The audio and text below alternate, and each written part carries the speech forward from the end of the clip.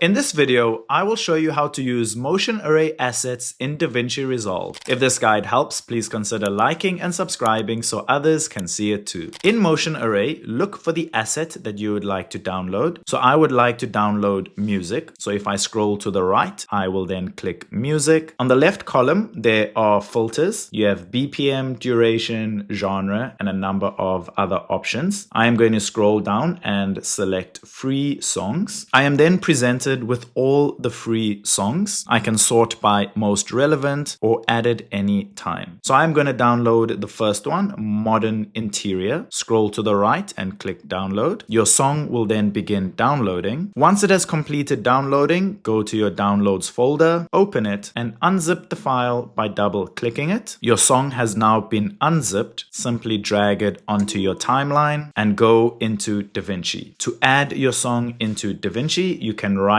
click and scroll down to import media or simply press Command I. So we just downloaded this song, so I will click it and select open. My song has now been imported. I will simply click it and drag it down onto my timeline below my video. And now if I play my video, that song will be there.